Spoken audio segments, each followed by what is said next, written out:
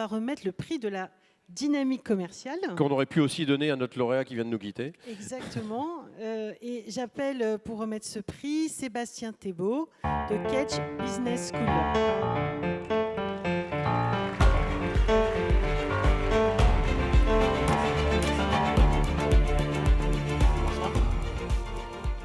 Bonsoir Sébastien. Alors, on a parlé de faire grandir les hommes, l'importance des équipes. Je sais que vous avez l'humain au cœur de votre activité et surtout, vous les avez retrouvés en présentiel pour cette rentrée. Alors, c'était comment la rentrée des étudiants à Kedge cette année ? Un grand plaisir de les retrouver tous, 15 000 étudiants pour nos rentrées sur nos différents campus, dont 2500 alternants en contrat d'apprentissage qui ont rejoint vos entreprises un petit peu partout sur les territoires. Et donc des étudiants qui rejoignent les entreprises. Et comment vous accompagnez ces entreprises, on l'a vu tout à l'heure, l'emploi, d'avoir la bonne personne dans la bonne entreprise, les recherches qui sont très importantes. Comment on accompagne en formation continue justement ces entreprises ?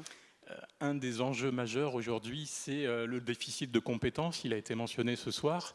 Nous accompagnons les entreprises, leurs équipes, leurs collaborateurs à pouvoir gérer différentes transitions, notamment la transition numérique, la transition des organisations avec le développement du travail à distance, du management à distance, la transition des mobilités, et la transition vers des activités décarbonées, ça a été mentionné à plusieurs reprises.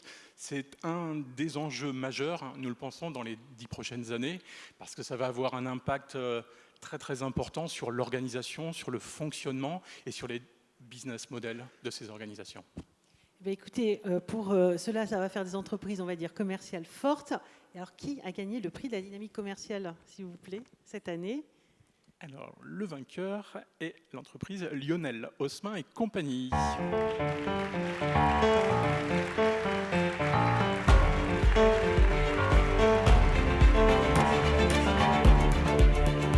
Bonsoir. Bonsoir. Bravo. Merci. Alors, je disais tout à l'heure que vous étiez un fervent amateur. En tout cas, vous mettez vraiment en avant les vins du Sud-Ouest, peut-être même les cépages autochtones. Alors, c'est quoi votre particularité exactement dans votre entreprise ? Alors, merci de me poser la question parce que tout à l'heure, vous m'avez attribué une ambition très immodeste de devenir le premier opérateur de la région. Il s'avère nous sommes dans une région, en Nouvelle-Aquitaine, qui est partagée entre un bassin viticole qui s'appelle le Bordelais. On le connaît ici un peu, oui. Il paraît. Et ce qu'on appelle le bassin viticole des vins du Sud-Ouest. Et il s'avère que je me suis engagé avec mon équipe sur le deuxième. Et notre ambition, justement, c'est de faire rayonner ces cépages autochtones qui sont très méconnus, du Pays Basque jusqu'à l'Aveyron, en passant par le Béarn, le Quercy, la Gascogne et tout un tas d'autres vignobles.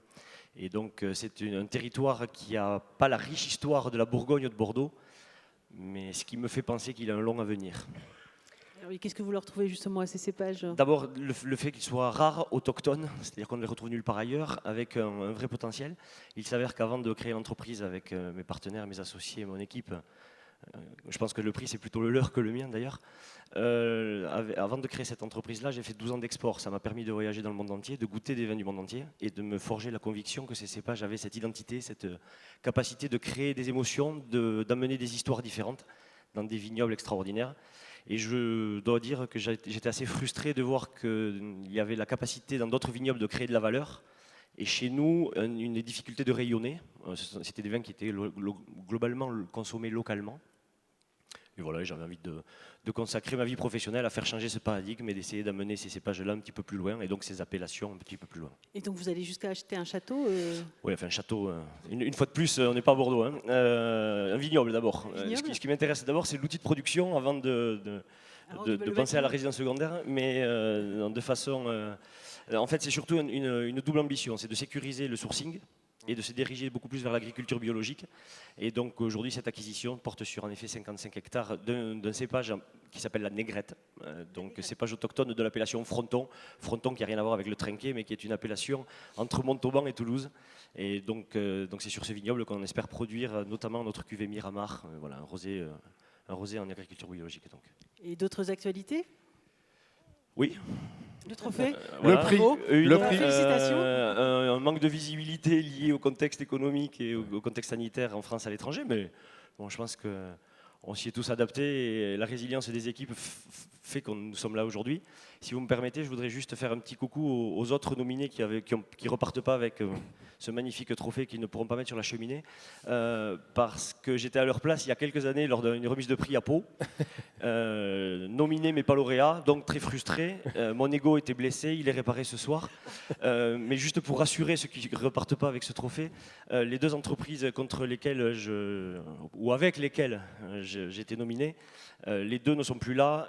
Dites pas ça, ceux qui ont gagné ce soir. Et c'est ce que je voulais dire. J'espère que ça va pas nous les lauréats, j'espère que ça va pas nous porter malchance. Non, Mais c'était juste pour donner beaucoup pour rassurer ceux qui sont pas lauréats ce soir. Et voilà. Merci Lionel de Merci cet humour. Et on salue les Béarnais. Merci messieurs.